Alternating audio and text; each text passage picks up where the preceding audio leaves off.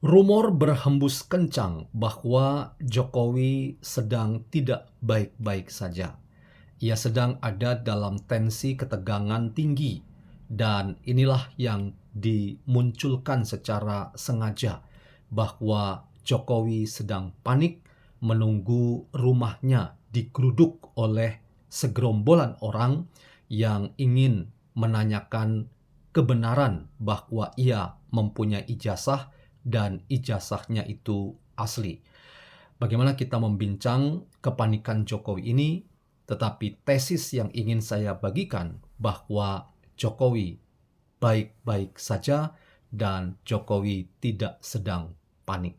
Selamat datang dalam channel Meragukan Filsafat, sebuah channel yang secara sadar dibangun untuk turut mengedukasi ruang publik virtual Indonesia dengan menawarkan alternatif berpikir dari lensa pemikiran filsafat untuk membaca fenomena sosial, politik, kebudayaan dalam konteks Indonesia kontemporer tanpa berpretensi untuk menggiring opini kita mempercayai pandangan-pandangan dalam channel ini.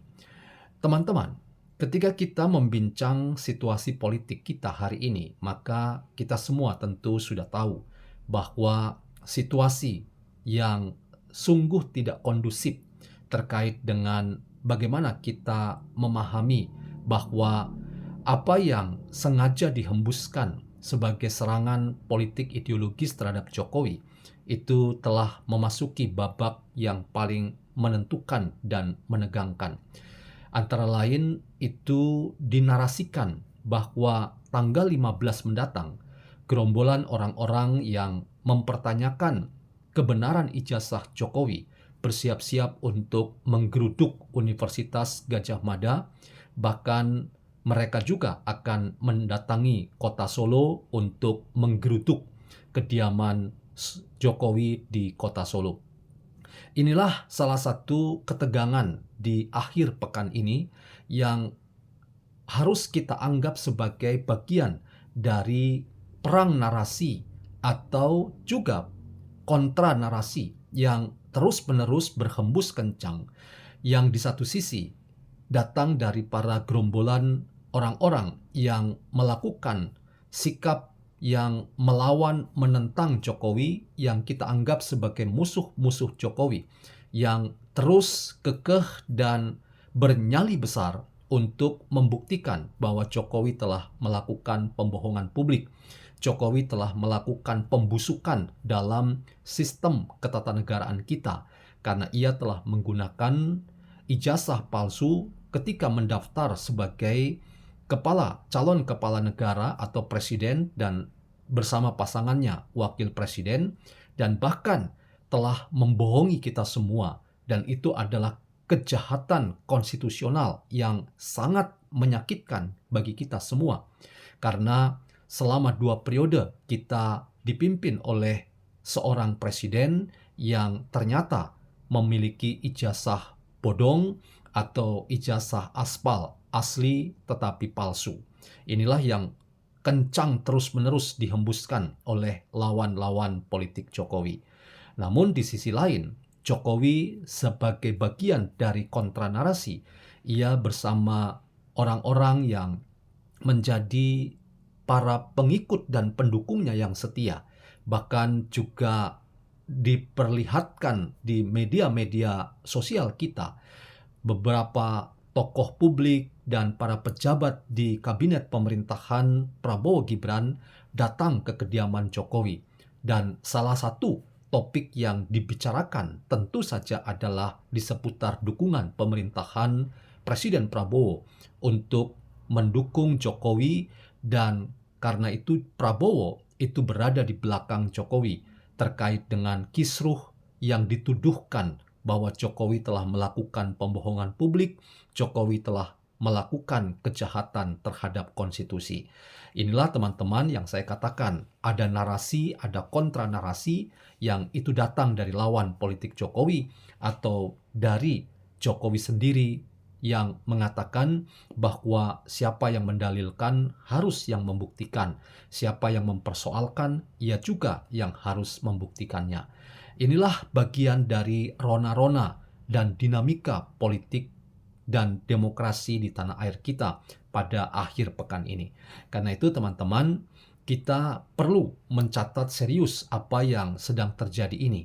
Apakah benar bahwa seiring dengan makin masifnya narasi-narasi penentangan terhadap Jokowi dari lawan-lawan politik Jokowi, itu membuat memang benar Jokowi sedang tidak baik-baik saja, Jokowi sedang panik tingkat dewa, tingkat tinggi, sehingga ia kemudian harus melakukan langkah-langkah yang dianggap sebagai langkah-langkah yang justru dianggap oleh lawan-lawan politik Jokowi sebagai bagian dari narasi kepanikan Jokowi.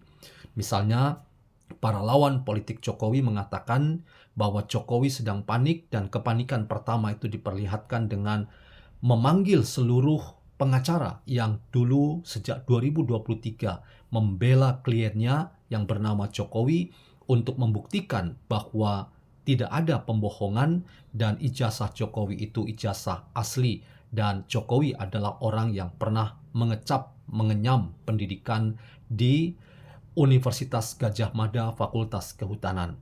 Dan apa yang kita sudah bisa dapatkan bahwa para pengacara itu mengingatkan kita kembali bahwa keputusan terkait dengan ijazah Jokowi itu sudah keputusan final, inkrah, dan karena itu berkekuatan hukum. Karena itu mereka menanyakan, mengapa masih ada orang yang terus-menerus nyinyir dan menebar fitnah kebencian dengan mengangkat kembali isu di seputar ijazah Jokowi. Bahkan beberapa kalangan akademisi seperti Rismon Sianipar atau Roy Suryo itu juga memanfaatkan isu ini untuk menangguk keuntungan seiring dengan kepentingan politik mereka yang ingin juga dibagikan di ruang publik virtual kita. Inilah teman-teman apa yang saya ingin katakan sebagai kepanikan pertama. Kepanikan yang kedua adalah ketika Jokowi sendiri kemungkinan tidak memiliki, dianggap telah kehilangan ijazah yang ia memang tidak bisa. Dianggap sekali lagi oleh lawan politiknya tidak akan mungkin bisa menunjukkan ijazah itu. Mungkin saja bahwa ia akan beralibi bahwa saya tidak punya lagi ijazah asli dan karena itu saya tidak bisa dianggap sebagai orang yang harus bertanggung jawab.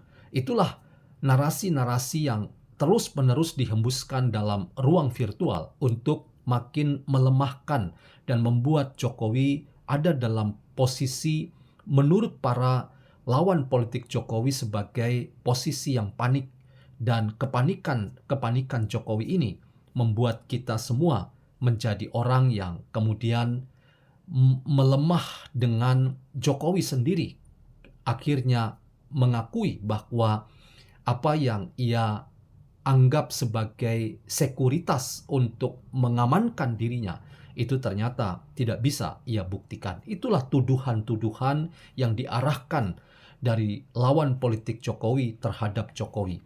Saya ingin katakan teman-teman bahwa sekalipun makin kuat berhembus kencang seiring dengan rencana tanggal 15 atau 16, mereka-mereka yang ingin membuktikan Jokowi itu keliru karena tidak memiliki ijazah yang asli, maka mereka akan menggerutuk atau melakukan dalam tanda kutip menyerang secara berjemaah, secara berkelompok, secara bergerombolan ke Universitas Gadjah Mada untuk bertemu dengan beberapa orang dalam rangka memintai pertanggungjawaban dan klarifikasi sampai menunjukkan bukti-bukti apakah mereka memang benar mempunyai bukti.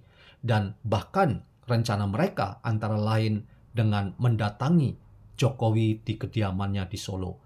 Itu adalah bagian dari kepanikan yang sedang diciptakan sebagai sebuah psycho war atau perang psikologis untuk melemahkan Jokowi dan para simpatisan Jokowi. Bahkan berhembus kencang juga bahwa serangan atau rencana menggerutuk kediaman Jokowi itu sudah diantisipasi oleh aparat keamanan dengan mempersiapkan sterilisasi wilayah di mana kediaman Jokowi berada.